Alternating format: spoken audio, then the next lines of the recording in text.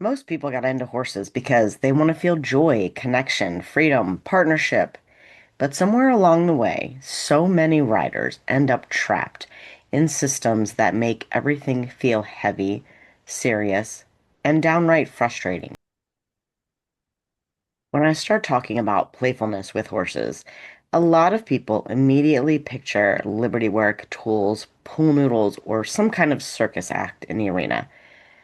But that's not what I mean. What I mean is, how do we help horses feel good enough, safe enough, and interested enough to actually participate in what we're asking them to do? How do we prepare their bodies and minds in a way that creates willingness instead of just obedience? In today's episode, I'm joined by Giorgia Ghizzoni of Hatha Equus. We talk about play, intrinsic motivation, emotional regulation, and why so much of what we've been taught to call resistance may actually be just information from your horse that we haven't learned to hear yet. We haven't learned how to hear it. This is a really thoughtful conversation, and I think it's going to stretch the way you think about training in the best possible way. Let's get into it. Welcome, friends and fellow horse fiends. I'm Anna Fox of Equus Enlightened, and this is the Thinking Horseman Rider, the podcast dedicated to training you to become the best possible partner for your horse. Here, we explore the science and soul of horsemanship. We dive into equine behavior, the psychology of partnership, and compassionate training methods that help you become a thinking rider who creates a thinking horse. Because when you understand how your horse's mind works and show up with empathy and presence, everything gets easier and a whole lot more fun. My goal is to keep riding easy and fun for everyone, while helping you deepen your connection, find more flow, and maybe even create your own unicorn along the way. Whether you're working on dressage movements or just trying to understand why your horse did that thing they did, we'll explore the research, the real talk, and the small shifts that make a big difference in and out of the saddle. So grab your boots, take a deep breath. What are you waiting for? Come ride with me. Welcome, Giorgia. It is great to see you again, even though it's just virtually. Thank you. Thank you. Thank you for being a part of this podcast today. I'm really excited to talk because I think it is such something that people really underestimate in teaching horse. So, Agreed. yeah. Agreed. I can't wait to unravel all that we're going to unravel together today, and I'm grateful for being here. All right. Well, before we get started, I want you to introduce yourself formally and tell us about your business and what you do, the cool clinics you offer, Yeah. online Yeah, programs, all that stuff. gladly. Well, my name is Giorgia Ghizzoni. I'm the co-founder of Hatha Equus International together with my business partner, Elizabeth Ricks, who says hi. Um, the best way I have to explain what we do is to tell it through a quick story.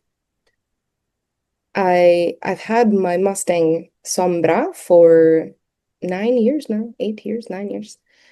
And I thought that we were doing great. She would do everything I would ask until, I mean, there were some mild issues. Like she would fall on her front knees for no reason. And then one time I asked her to walk under saddle. She must have been 5 or 6 probably at the time. She was really green and barely starting. And she tried to jump a gate, a 6 foot gate with me on her.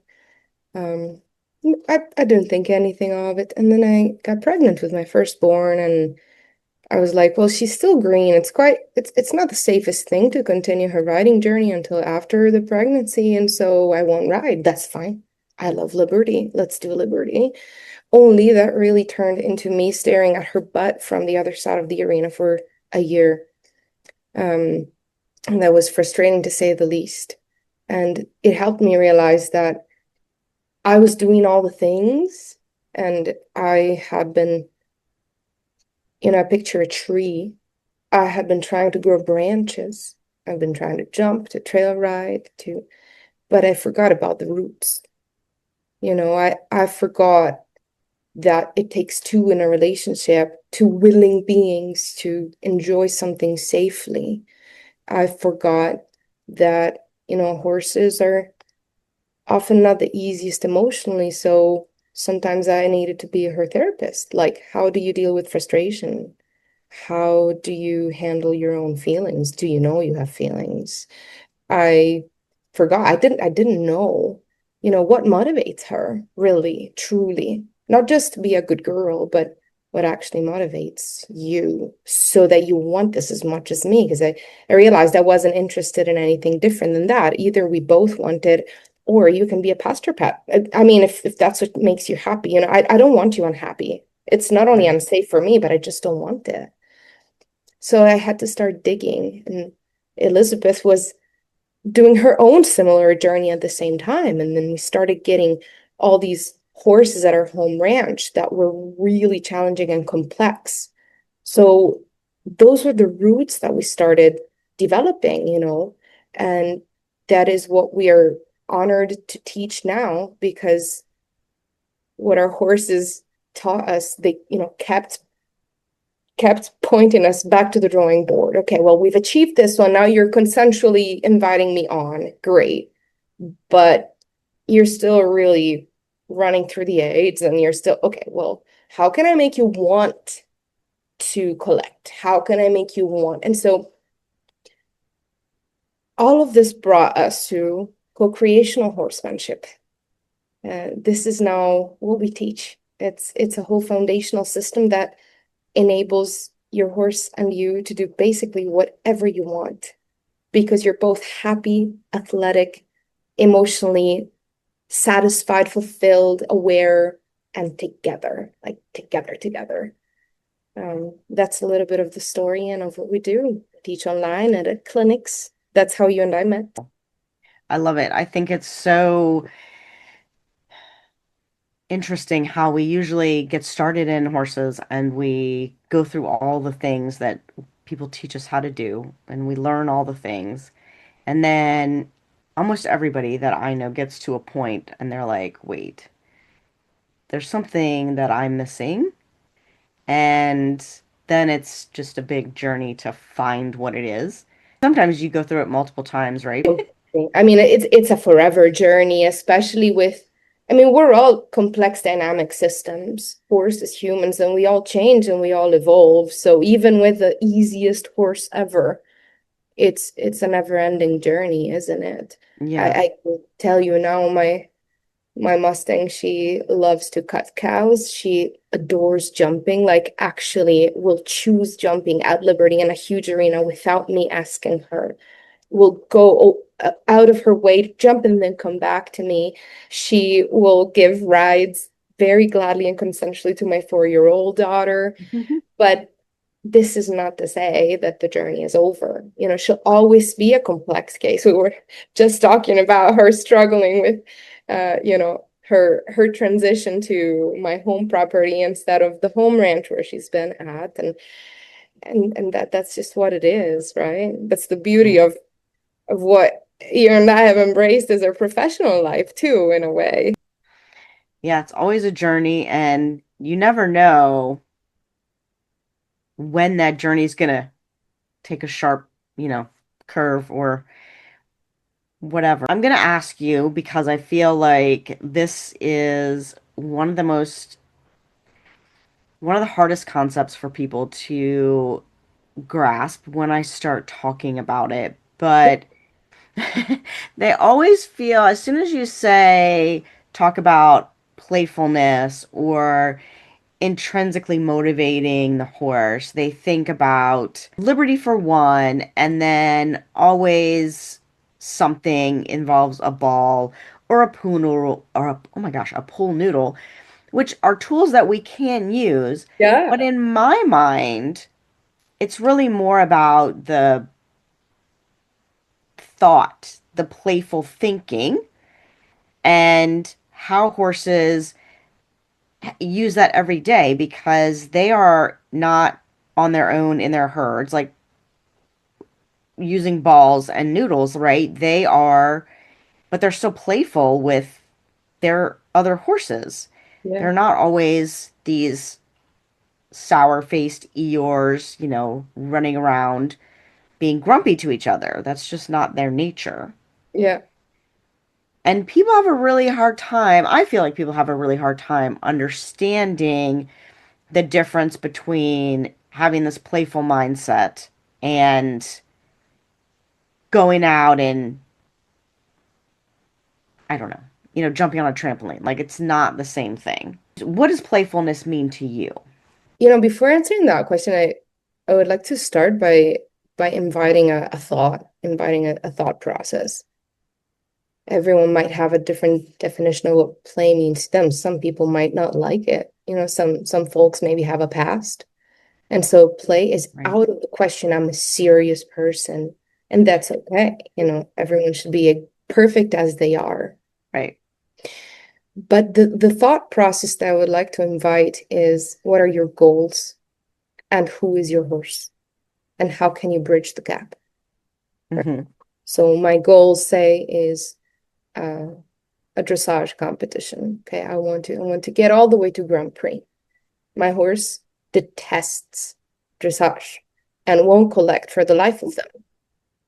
Okay, well, even if you don't like play because you think it's childish thing and it's behind you now, right?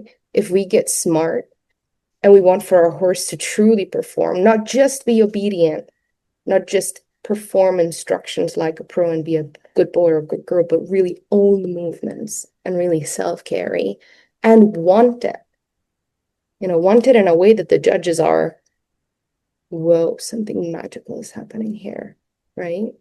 Then we better find a way to teach them the moves in a way that they like them. They will want to perform it. They will even volunteer them, which this concept even blows people's minds, right? Sometimes, because you're like, well, we have to go through the bad in order to get to the good, and maybe at the end you'll like it, but we'll have to do this amount of lunging in order to get there, and then I'll have to use these aids in order to get you there, and so on and so forth. And maybe, there's a percentage of horses that, especially if done very sensibly, if done kindly and softly, maybe the horses will get to enjoy it. But it starts from maybe some confusion and so on and so forth. Well, uh, play is one of the ways, not the only way, God forbid, but it's one of the ways that we know for a fact scientifically that all animals, humans included, like.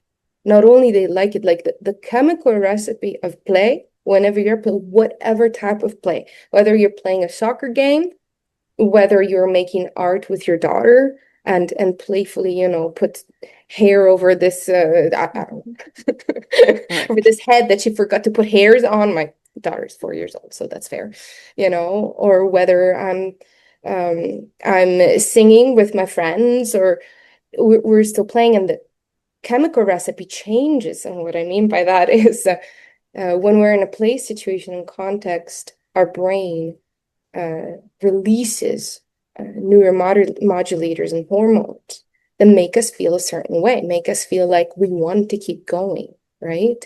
So the chemical recipe changes depending on what sort of play we're doing, but it always feels good. Not only it's truly magical under this point of view, and I use this term really loosely because it really is super scientific. It doesn't only feel good, it has incredible impact on a lot of other things that are really helpful, such as play increases the tolerance to stress. Play increases our neuroplasticity. How quickly can we move from one emotional state to the other? How quickly we can learn. Play increases creativity and imagination. Play gives more resources to the body when it tries something during play and that something is new.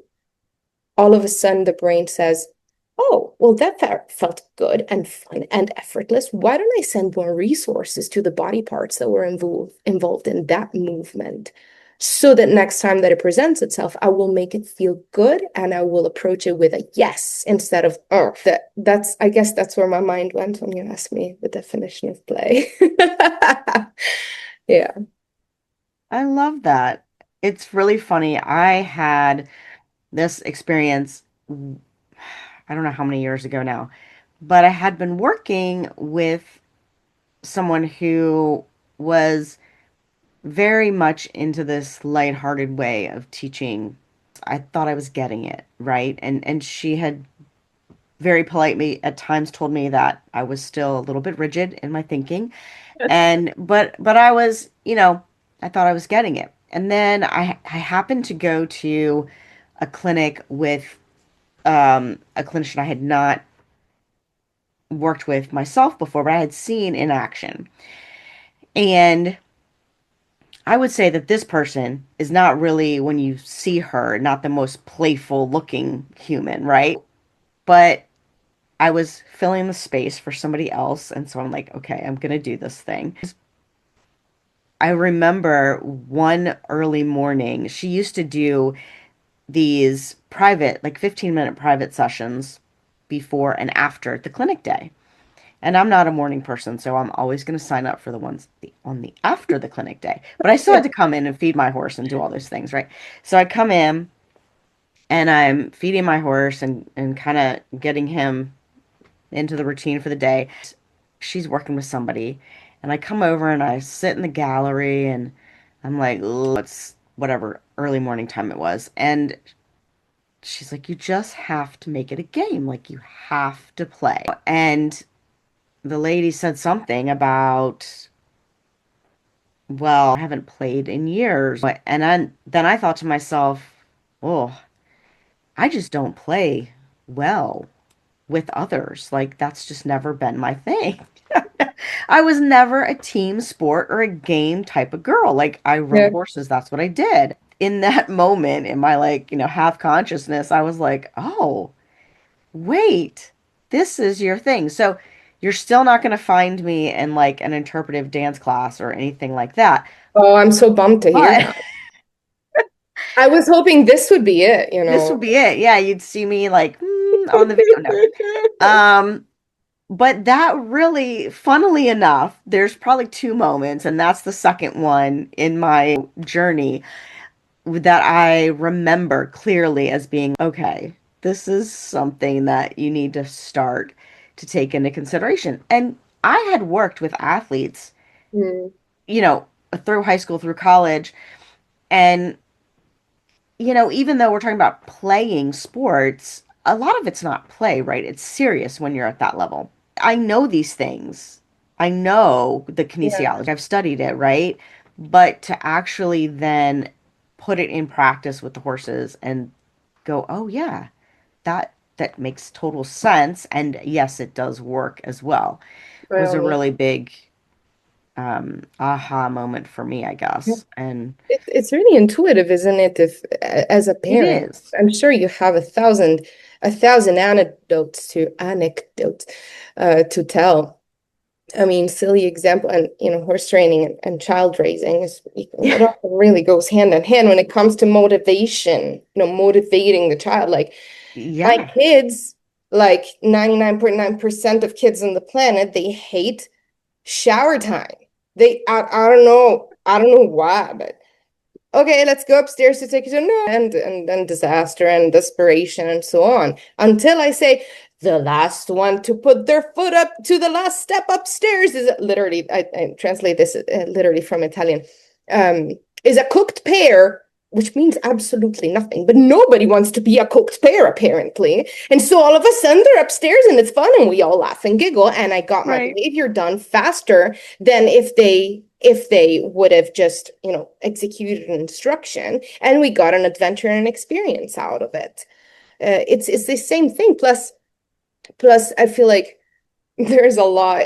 Really, everyone has their own thought when they think of play, but there are so many different types of play. So if you think maybe of a girly Barbie game and you're like, oh, I don't do that, or being silly. Yeah, I love silliness, and for me, if silliness could be part of every game, it would be fantastic, but it doesn't have to be.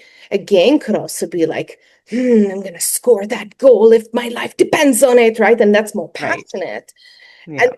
often with horses, when we activate passion feelings safely, safely, but we activate, and then we get beautiful collection, top line engagement, and then they get muscled up really nicely, and they're not the opposing to aids muscles, they're the actual muscles, right? It's really Right. just a win-win-win-win. Every way I look at it, play is a win. Yes.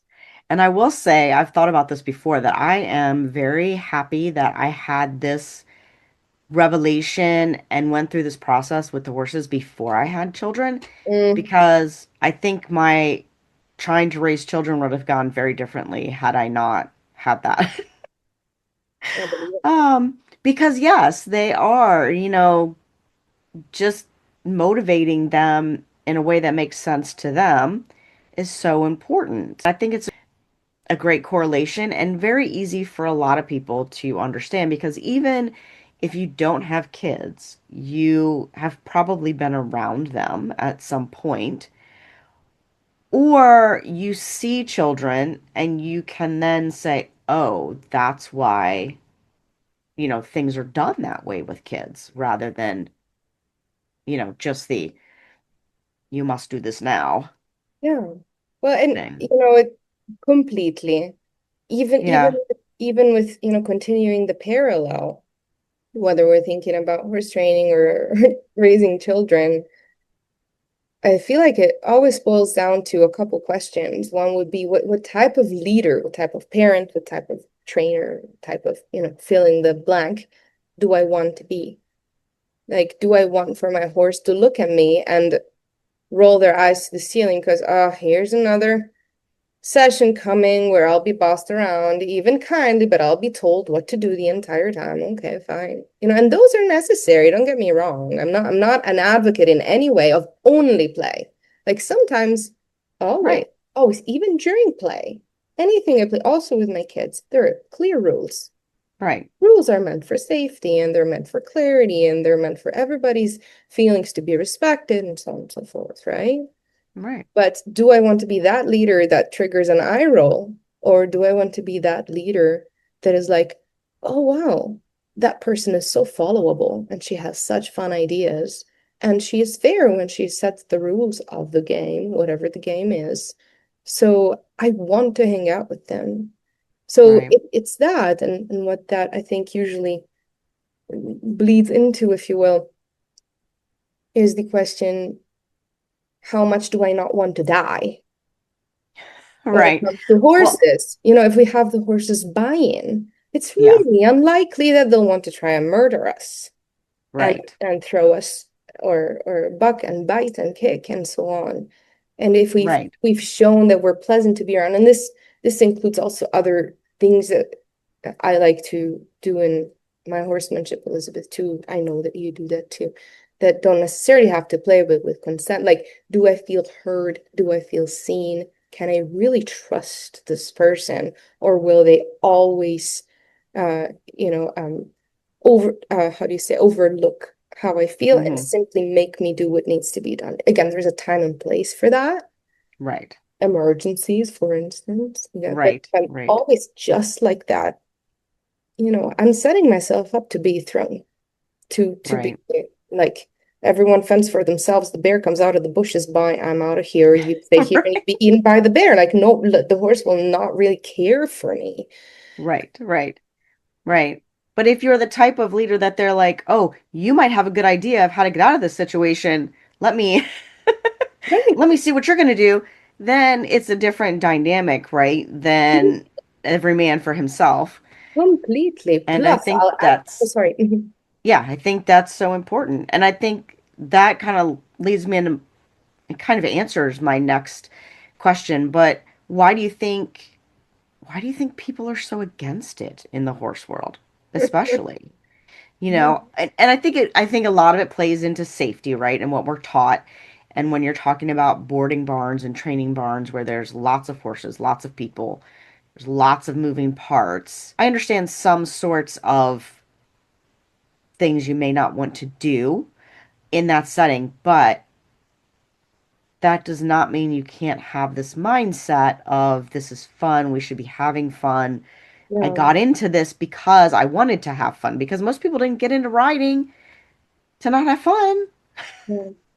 Yeah. right? Well, I don't know at a historical level, at a societal level, how it is that we got here. Yeah. It might have a lot to do with the fact that horses were our transportation means until very recently, and the humans considered them as simply born to fulfill a job, to fulfill a function. It might have to do with this incredibly difficult thing that is called creativity and thinking with your own brain, right? I feel like there's a lot in the mainstream system that boxes you in. Yes. Okay, well, you want to ride, therefore you start from A, B, C, D, E, and you don't need to do the thinking. And you don't ride without the instructor present. I'm like, what? What? And then all the sports are about being correct or not correct, black Mm. or white, yes or no, binary programming, right? What I am not so sure where the fun is in all that. Certainly, Right. we're probably there's this strong need to fulfill a sense of belonging to a specific community that has its own rules. Um, Certainly, there is some of that, but I feel like you were saying, really, much of what gets any child or adult started, the beautiful inspiration, the beautiful dream of being one with your horse, of that tactless ride into the sunset on the beach, right? It's completely lost. Mm-hmm. I mean, I totally understand. I really, really do.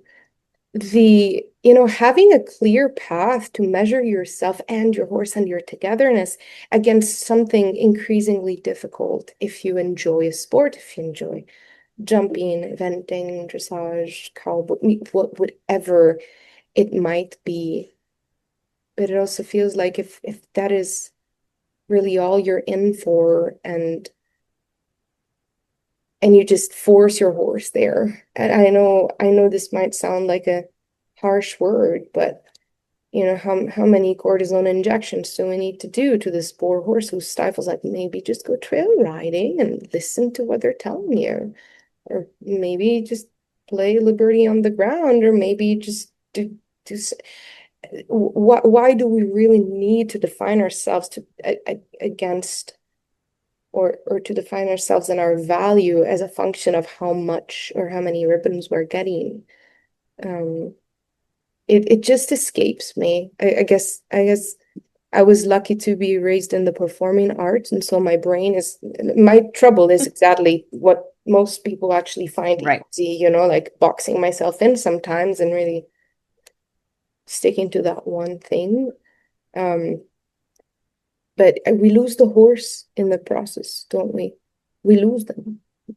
We Mm-hmm. define them and their value as a function of how well or how not well they can fulfill the vision we have, and then we get to a level, we discard them and get the new one, right? And again, it's completely okay and wonderful to have dreams, but are we so sure that these are the dreams we went to look for horses for? Right. Right. Yeah. That's when I think people get stuck and they want to have this dream, but then it gets so muddled. They get so indoctrinated into these systems without even meaning to. Most people, Yeah. it just happens. And then they don't know where to go from there. And it's like, oh, well, what do I do now? Yeah. And yeah, it's a weird dynamic. And I am of course from the like complete opposite background of you. I'm the structured person. I do want to do those things. Like I am competitive in that nature. Yeah. But also I'm always questioning why. Why? And so every time I would get to a point with a horse where they didn't want to do something, I was like, well, why not? Not let me get rid of this one and get a new one. It was like, well, why not? Or did they want to do something different? Yeah. And so this how I kept learning. It wasn't, I guess, by design. Yeah, Um, but you kept listening. That's the key point, right? You got to a yes. roadblock and you asked your horse why, and then you explored what it was that you could do to make that feel better, right? And it doesn't have to be through play. Again, like there are seven emotional systems. If anyone listening is familiar with Jaak Panksepp's work, I mean, there's lots that evolved in science too since this work, but just to simplify. Play is one of them, and it Right. feels good. There are a few that are positive and a few that are negative, as in few that are desirable, and the animal in the lab and the experiments wanted to repeat and to go back to, and a few that they didn't. Play is one, but there's also care. There's also seeking, right? So that Mhm. there's more ways that lead to Rome. I know Right. it's not exactly how the proverb goes, but I used it this way. Right. You can make your own. That's totally Yes. fine. It's totally fine. Yes. Yeah. Yes. I think that's fantastic. And people in the horse will need to hear that. Like there are many ways to roam. You don't have to Yeah, do for sure. right. I'm Just I'll give you an example, right? Just to understand the main principle that I know for a fact that you embrace as well in your work and in your training. My real job is to help people think, right? It's not about them embracing this method, this tool, this curriculum, none of it. Listen to your horse at the most deep level that you possibly can and think and listen to their questions and think together. So I'm working now with an eventing horse and his wonderful human. She's a trainer. She's local here. And he's an incredibly explosive horse with very dangerous behavior. She ended up in the hospital, and that was the trigger to starting to work together on his progress. She's hoping to go modified prelim, I forget. Anyway, to keep going through the eventing hoops with him next season or this season. And he is one of the most playful horses I have ever met. If you see him in his paddock, there's maybe 1 or 2 hours a day in which he doesn't play with his buddy George. Okay. All the remaining 21, 22 hours a day are play, play, play, play, play. So in approaching this case study, this complexity, I knew that he didn't lack play. We were covered. Like we got play down. Got it.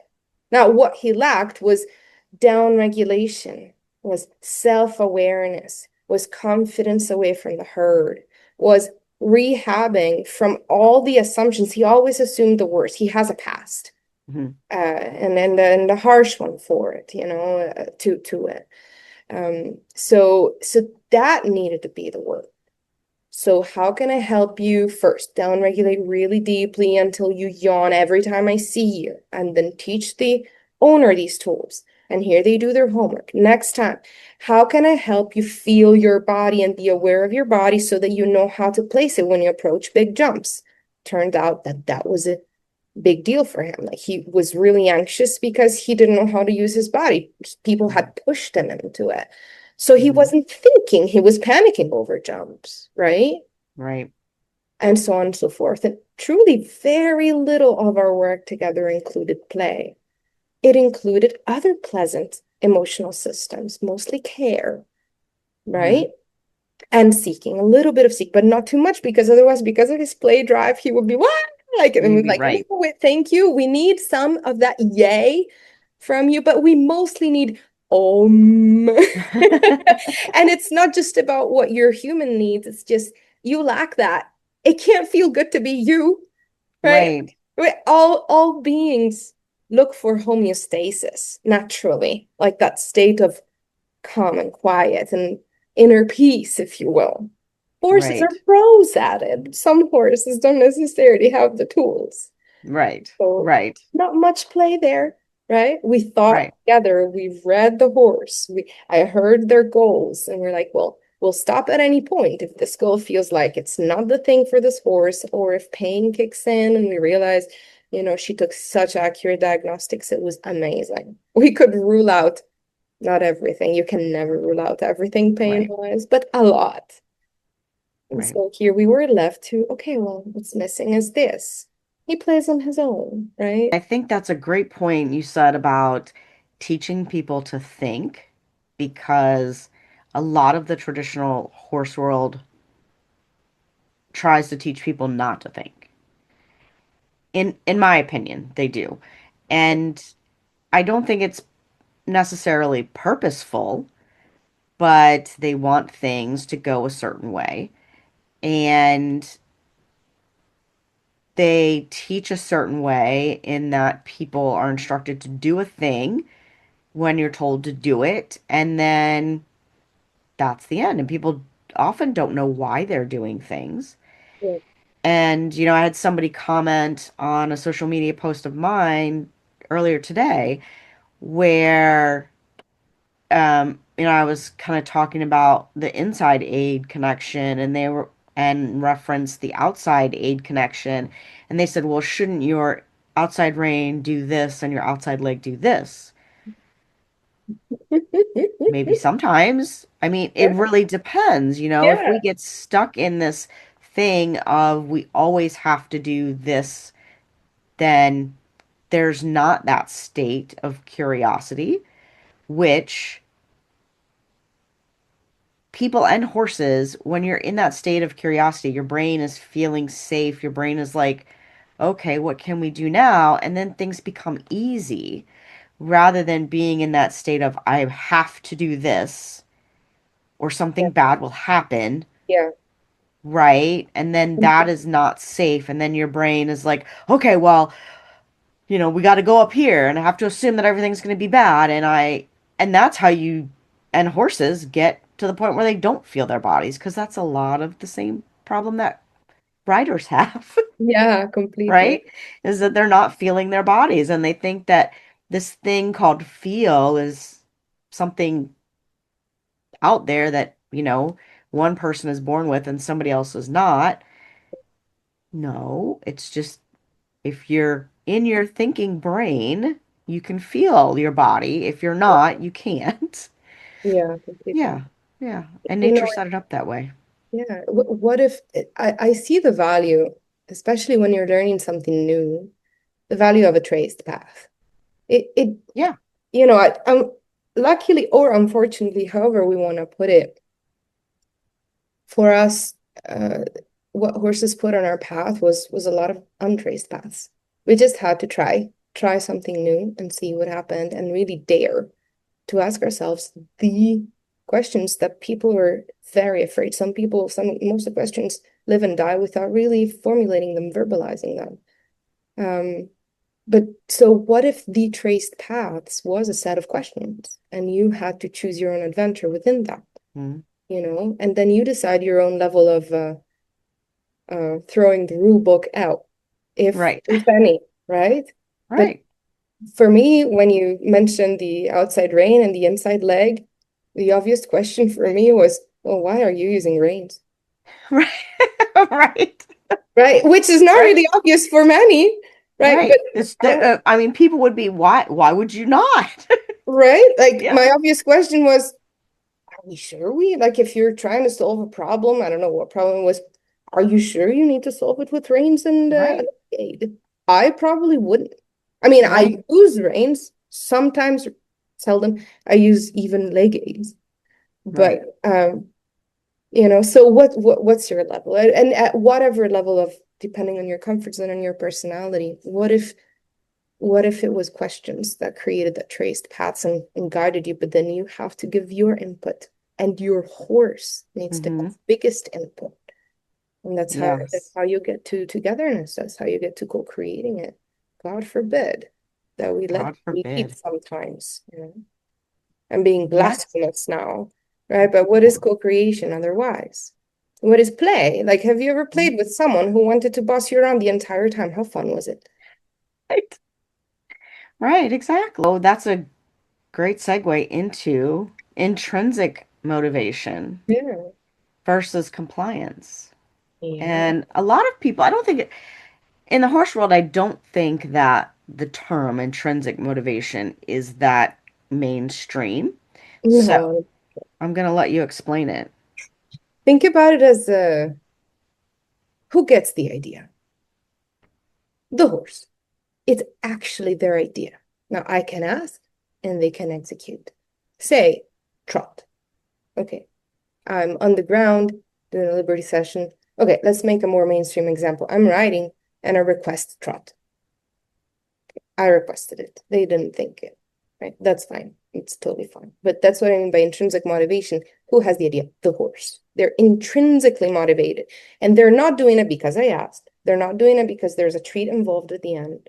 They're not doing it because they're afraid. They just feel like trotting, right?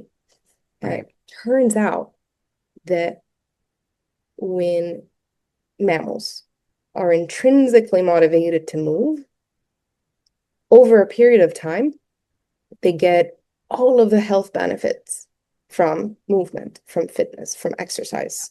When they are not, they get a lot of setbacks, such as ulcers. There's a beautiful research or study on this. I made a reel a few months ago on it because it's one of my favorite ones. This group of researchers took two groups of mice. It was the control group and then, so three really. And then over the course of 4 weeks, they let this group of mice run in a wheel anytime they wanted. They just had access to a wheel. And the last group of mice, anytime the first group would run, they forced them to run with sticks, sometimes with small electric shocks. Okay.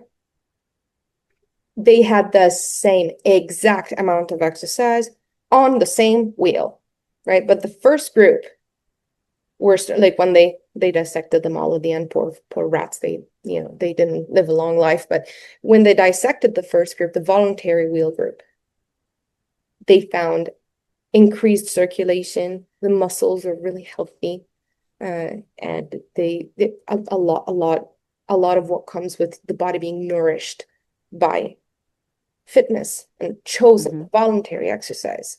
While the other group was a disaster. Ulcers, poor circulation, even brain damage, actually, over 4 weeks. Wow, it's crazy. It's crazy, right? Yeah.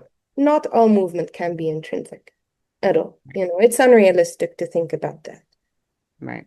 And again, not opposed to competing at all. Like it's beautiful when you can go role model how it can be done in a beautiful way that is horse friendly and horse first. I mean, full admiration. I'm in full support actively, to this world with my work. But how about we use that when we want to help the horse acquire new movement that they haven't showed yet? Hmm. And it's possible. Elizabeth will tell you, I mean, most of her natural dressage she teaches from the ground at Liberty through play. And then she can perform tactless and bridleless on her Mustang, which definitely wasn't bred. I mean, wasn't bred at all, and definitely Right. wasn't bred for dressage, Right. right? Right.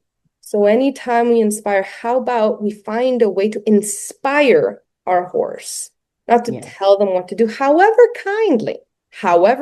There are so many ways. I mean, positive reinforcement at Liberty. Do this. Why? I'm not sure. I'm doing this because you're asking me, Mom. Good job, click treat. Or even with gentle ethical pressure and release. Why not? Okay. But the horse doesn't know why, Right. right? How about we find a reason, we find a way for them to think, how about I do this? And Right. you're like, yeah, how about you do that? Hmm. Great, good for you. And then it feels good because the brain rewards it on its own. That's why I Yes. wanted to start from that definition of play when you asked me that first question. Yes. It feels great. It involves endogenous opioids. It's an Right. actual drug, Right. right? Yes. And like you said, with in the beginning about joint injections, I have had horses that I have worked with who, when I started working with them, were on a regimen of, we do this every month or every 3 months or we had this whole thing. And, one of them a couple of months ago saw the osteopath that they hadn't seen in a year. And she was like, there's a couple things here, there, but this horse looks great. What have you been doing? Well, pretty much all the same things, just different, right? The horse is still, primarily doing dressage work, I guess, but just differently, And my own horse that I competed with, he's 30, and he still trots in, canters in sometimes to get his food. He's so deaf now. It's hilarious because if he's out in the field and he doesn't see me coming to feed, can't hear me anymore. Buddy. So I'm trying to like get at the right angle for his vision and wave my arms and all this until he finally catches. And then he's like, "Oh, hello!" And it's like, this horse, the things I put him through, you would think that he would just be half crippled, but he is not. It's so fun to see that.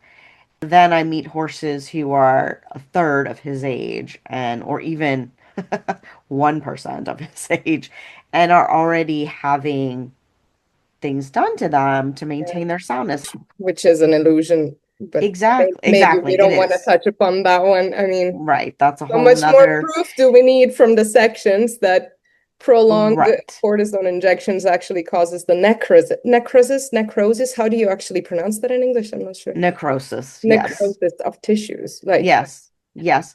And funny, I know this from my studies in college, but I actually have been suffering with a frozen shoulder, which is apparently oh, a common hormonal thing when you're my age. And I've had it for about a year, and oh, I've been working on it. Right, it's been getting better. Da, da. Well, a friend of mine is an orthopedic PA, and I saw him a couple months ago, and I said, I feel like I'm on the edge, like it's moving a little better.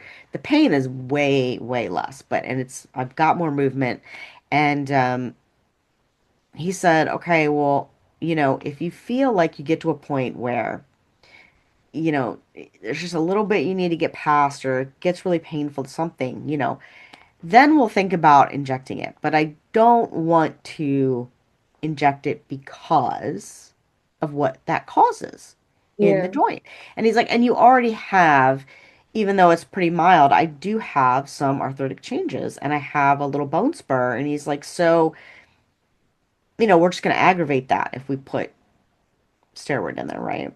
yeah, for sure. Well, So and we know that about humans. We've known it for a long time. I don't want to in any way get into macro medical world conversations, but there's a lot to it, isn't there? In Yes. my home country originally is Italy, and I know that cortisone is not a thing there anymore for injections. And there are, they're using stem cells, they're using, I'm not so sure how to say it in English. I apologize. It's called ozonoterapia. I'm Oh, like ozone therapy. Yeah, I know what Thank you're you. about. Thank Yes. you, that, right?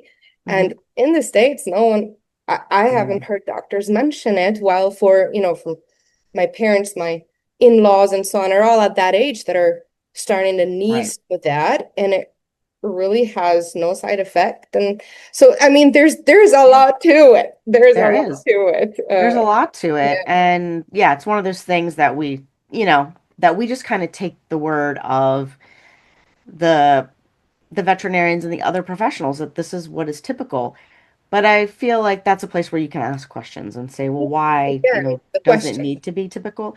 And the question. sometimes, yeah, and sometimes you do need you have, you know, a body part, whether it's a human or a horse, that is in crisis, and you just need to, Absolutely. right, stop the Yeah, cycle. yeah, God forbid. Or the Yes, pain, right? I mean, yes, pain is a sensation, and right, sometimes it's assumed, even when yes, the damage is done.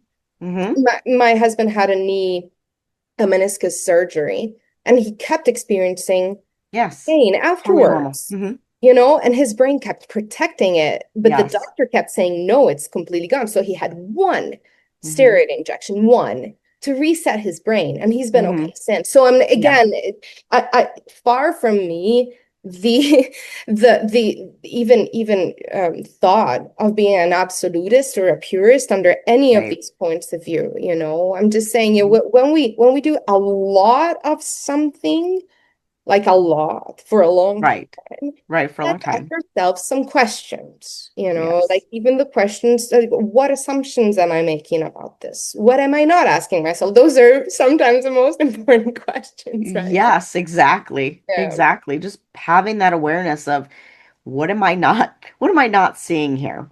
Yeah. Yeah.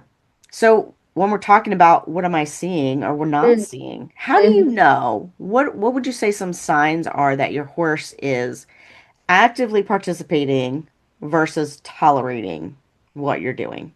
Well, it's very easy, isn't it? Just take the halter and lead rope off and see what happens, you know? Yeah. That's the easiest bit. And then if you really learn to read your horse in those situations, you'll start to see the super subtle signs that, oh, maybe they're done with this game because they're starting to leave, they're starting to eye the gate, they're starting to eye the grass. And then if you want to carry some of the play or some of the feeling of participatory interaction in the saddle, then you'll already know all these signs and you'll Yeah. feel them and you'll see, even though it's a different perspective, there's a lot still that you can see if you want to use your eyes. Yeah. Yeah. So you said at the beginning that you looked at Sombra's butt a lot when you started to do that. Yeah. And I've been through the same experience. So I didn't have a Mustang, but same experience basically. And it's really hard. I think there's so much fear in people. Two different things. One, they're afraid that their horse doesn't like them, Mm. right? Their horse doesn't love them, and that they just can't, they don't want to see that, right? And then the other fear is, of course, what we've all been taught when we learned how to ride was, God forbid, don't let the horse win, right? Not a competition. Like, what are they Right. winning? I don't know. I know. What I does would. that even mean? I Like, always ask people that. I'm like, well, what are they winning? I don't understand. What are they winning? no, let them Um, get away with it. What? right. Where What are they winning? What are they winning? The they grand probably prize felt a need, of, and then they were trying to satisfy that need. What are? Whoa. right, right. Okay. So, what is your advice for people in that situation where you are either staring at your horse's butt or you know you're going to stare at your horse's butt and it's a mental thing for people. It's huge. It's huge, and it feels horrible. It There's does feels nothing terrible. we want more than reciprocity. And this is not just for our horses, it's for our significant others, for our Oh friends, yeah. for our relatives, for our children, right? But Hmm. you know, I hardly think that the answer is forcing it, or spending all of our time telling them what to do. However kindly, you know, if you look at your horse in a herd, there must be some moments in which they're having ideas and leading a conversation with their buddies. Sure. It's always, you know, there's no such a thing as the lead mare. I mean, sure, in general, maybe, but that lead mare doesn't lead all the time. Right. It's shared leadership, right? Hmm. So it might hurt a lot to admit it, to acknowledge, to even ask yourself that question. But it, at least in my personal, speaking from personal experience, I wouldn't change it one bit. I wouldn't change that 1 year one bit. I had to go through that pain of knowing she didn't give a continental piece of China, like my friend Poleska says. I Okay. love that. Oh, She didn't give it. All she wanted to do was hang out with her buddies because right. I didn't offer her any opportunity to feel pleasant feelings when we were together. Fine. Right. Okay, sure, I pet her, but at the time she didn't like being pet. Right. Was I asking? Like, No, I was I know. assuming she's a Right. horse, therefore, I mean, she's a wild horse. You know, there's a lot of not petting in for wild horse. Like they don't even know what humans are. Right. So. right? So I wouldn't change a thing. I had to go down that black hole. I mean, Hmm. ask anybody, especially Elizabeth. She was like picking me up with a teaspoon in my tears of the arena for all that time, and she heard all of my crazy rant where I felt because first I was really mad at Sombra because Right. I kept going to this trainer or this other trainer was all mostly natural horsemanship. And in no way my natural horsemanship is perfect. As I said, it's a lifelong journey. So, but I was competent. And Right. and everyone was telling me, listen, I have no idea why this is happening. You're doing everything right. That's exactly how I would do it. Right. Right. So I was mad at her first because she must have been wrong. Right. Why Right. are you not normal? I literally Right. would use this word. I mean, what? And then I started asking myself, and entertaining all the taboos that have been already planned and planted in there, like using food. And then I Mm. found a course on positive reinforcement. I was like, let's try that. And it wasn't about the food. The food helped, but it wasn't about that. Right. Then I found a course in intrinsic motivation. I tried that. And then I Hmm. started looking into child psychology. And I tried that. And then Elizabeth found another course in this other thing for rehab, and then we tried that. And it's very different. And now you know, I was telling you before the call started that she is panicking now most her days because she just moved to her home property, and it's a huge transition for her. I go out to the Hmm. pasture at Liberty. She sees me. She stops. She breathes. She yawns. And if I think, wow, that's who I am to her, I get chills. Yeah. It was worth all of the pain. It was worth all the rabbit holes. And the cool thing I'll add to that is that there really was no traced path for me to do it the way I really wanted. But now, in this day and age, there are some. So people don't really have to do all the work on their own. It's a question you can ask yourself on a Monday and on a Friday, maybe a Wednesday, maybe a Tuesday. You could have started a new path that really gets you to the bottom of it. And ideally, to your goals, if you have specific goals of trail riding, sports, or whatever it is, but consensual together, co-creationally, playfully, in a way where really you are that person for your horse. You are your dream person for your horse. He's your dream horse, but you need to be his dream human or her dream human too. Yeah. Absolutely. And I think people are very afraid of that losing progress. Yeah. And I always try to tell people horses they don't forget. The things you've taught them, they don't forget. No, no. So you can take this time and learn how they want to do those things. And then when you go to ask again, they're more than willing. They're like, I already know what. Yeah. But that's if it was pleasant for them to learn them. Well, yes, if it Stress was them to something, death yes. while we were teaching them and they were in fight or flight mode or mostly in flight mode, then I don't think they'll have retained much.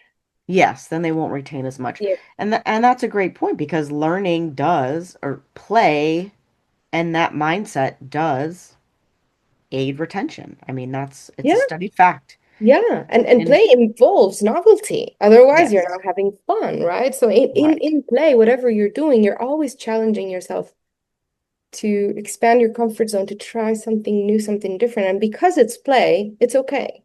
You won't get hurt. right, It's almost like a gym for life.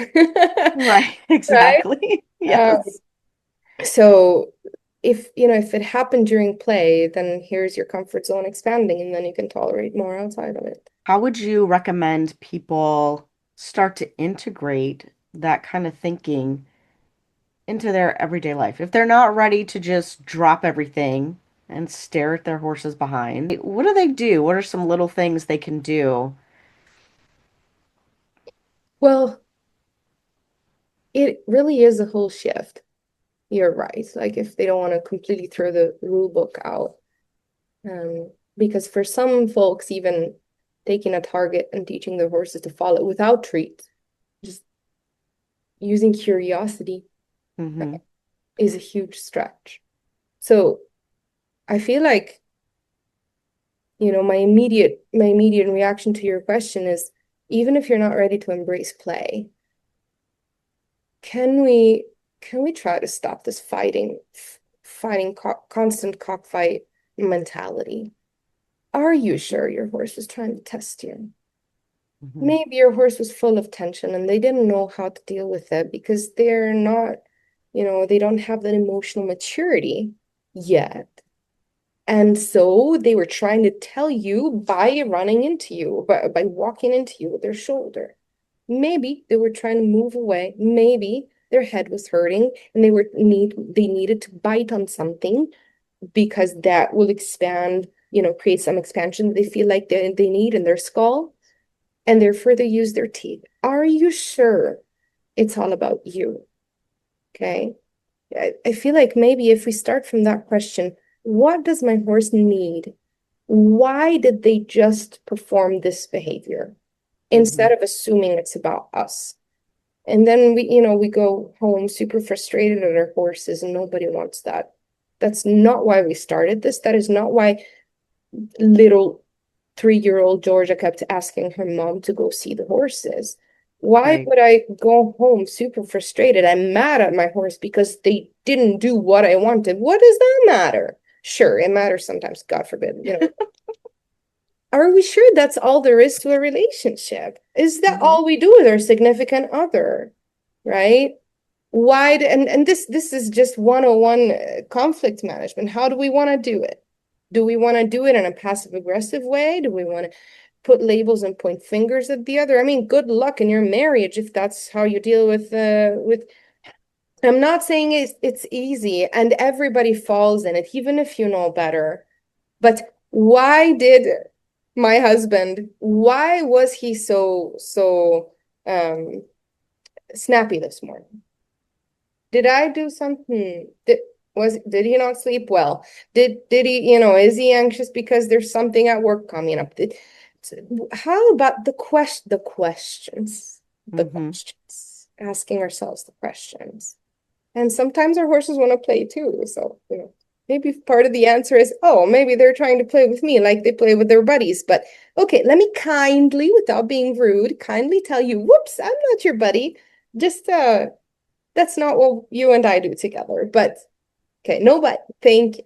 But I see you. I see that you need to play. How about I get you a binky? Here's a hoof pick, the rubber part of the hoof pick. Do you want to bite at that?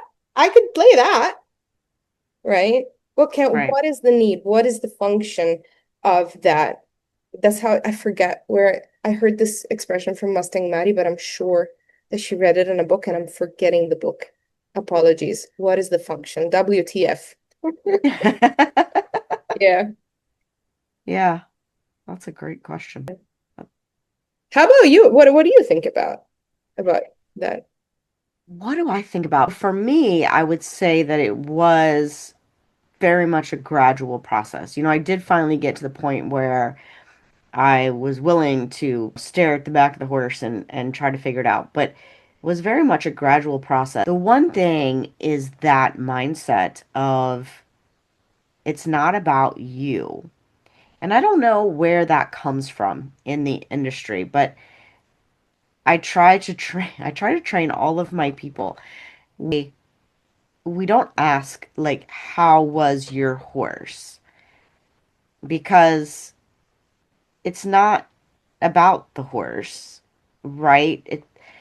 You can say how is your horse feeling today or how are you feeling today, but not how was your horse, like were they bad or good, right? Because that's What does not that even mean, right. What does that even mean? Wh- Does that When we're snappy, are we being bad? Or right, we're just being overwhelmed with feelings that we're not processing in that moment, and the outcome is not pleasant, but that doesn't mean we're bad. Why do we need to judge? right, right. So yes, it's that sort of being aware, without judgment Yeah. and stop making assumptions. Yeah. Just see what's happening clearly and then experiment with it. Would they like to chew on something? Would they like to do this or that? Or, and there's so many things that we have these rules for that we don't even know why. And why do we, like, what does it matter if the horse follows the rail when you're in the arena? You know, if they want Here to, comes the question. Do you right? need to be in an arena? Right. Yeah, well, or that, right? You Right? know, why? Why does it matter? So it's so interesting. I think that's the first thing. Just start asking yourself, why? Yeah. Why? I wanna share this story because it's just so telling. I was just in Pennsylvania teaching a clinic roughly a week ago. I had this wonderful lady. She comes in with her horse, stunning horse, this Frisian cross, but he was chestnut, Oh, interesting. beautiful mane. Um, and she was obviously really like jittery and uncomfortable and kind of pulling him left and right. He looked really calm in that moment. Uh, but I've heard stories of his explosiveness because unfortunately he doesn't get any turnout in the ranch where he is because he foundered and so no grass. It's a bit of a complex situation. This horse kept approaching her space. Unlike most horses I see, this horse did it really kindly, really kindly. It wasn't, you know how most horses when they carry tension and anxiety, maybe they have ulcers or something, and they try to come in to tell you, I'm feeling bad. I'm feeling, it's almost like, Right. please do something, right? Well, most of the horse world thinks it's they're dominant or you need to get back and then you need to show them who that, what I usually really see is them trying to do that. It wasn't the case. It was not. And she kept rejecting him and telling him he was bad. And those defaults that together, she was really open to this. We literally took and tossed, we mimicked the tossing it in a toilet and then flushed, all these stereotypes. Each time she was, Yes. he's being dominant, it was like, right, which we're taking, we're throwing it, throw it with me, Hmm. and then we're flushing, psh, right, done. It's down the toilet, goodbye. Right. Anyway, it was not that. And so I asked her permission to be in front of this horse. Permission granted. I asked the horse permission. And what did he do? He gently walked toward me. We were almost chest to chest because I'm so short, then I can be chest to chest with horses. And he hugged me. Like, when you teach horses hugs as a trick. I had no pellets on me. I had no treats. It was not a reward-based session at all. The horse hugged me. And that hug lasted. I have it on video. I should send it to you. I melted. I melted. Now, I don't know if this is a trick that was taught to this horse. I know he was raised by an Amish family. They had kids, but it's not like he did it and then requested a treat. He did it and it truly felt in every way like he needed that comfort. He needed that closeness. It soothed him. The owner broke into tears and we started debriefing about that being his love language. He needed touch, he needed hugs, he needed comfort, physical comfort. And her realizing it was not her love language, despite having flushed down the toilet all the stereotypes, it was still not, right? Hmm. But how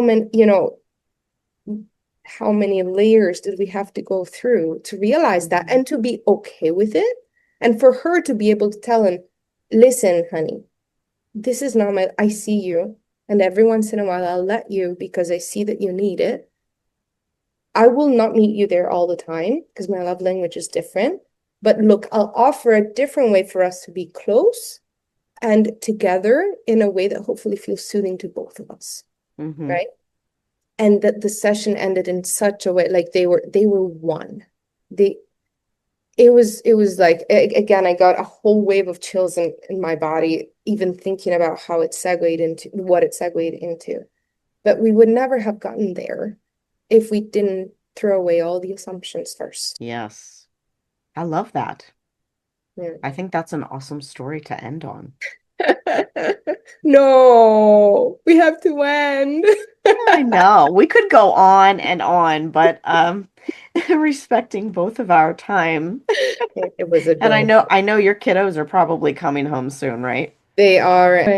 Thank you so much for this beautiful conversation. Thank you. I did enjoy it, and we will talk soon. Sounds good. All right. Take care. Have a great one, Anna. You too. Bye-bye. All right, horse fiends, this week's 10-minute experiment. I want you to pick one thing you regularly do with your horse that feels a little off. Not something terrible or dramatic, just something where you notice in you or your horse tension, resistance, boredom, maybe just a lack of enthusiasm. It could be trotting in endless circles, following the rail, picking up a specific lead in a certain way, grooming in a certain way, just catching your horse. Whatever it is, pick something. And once you experiment with that, feel free to pick more things. But pick one thing to start with. And for 10 minutes, don't try to fix it. Just get curious. Ask yourself, why am I doing this? Why do I feel the need to do this? Do I actually need to do this right now? Who is this for? Me? My trainer? My horse? What is my horse telling me about this? Then pause. Stand there, sit there, breathe, and watch your horse or feel your horse. You don't want to judge. You don't want to correct. You're just noticing. Then get curious.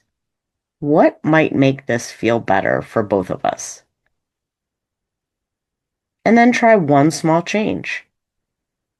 Soften something, slow it down, speed it up, change the pattern, or don't do anything for a minute. Just see what happens. You're not looking for perfection. You're just looking for a little relaxation or a little less resistance. A lick, a chew, a softer eye. Your horse going, yeah, maybe I could do this, or yeah, this makes more sense. This is not about letting your horse do whatever they want. It's about stepping out of autopilot and using your thinking brain. Because most of the time, you don't need more technique. You need more questions and better questions. And at the end of your 10 minutes, just ask yourself, did I notice any change when I slipped into my curious brain instead of my corrective brain? Happy riding!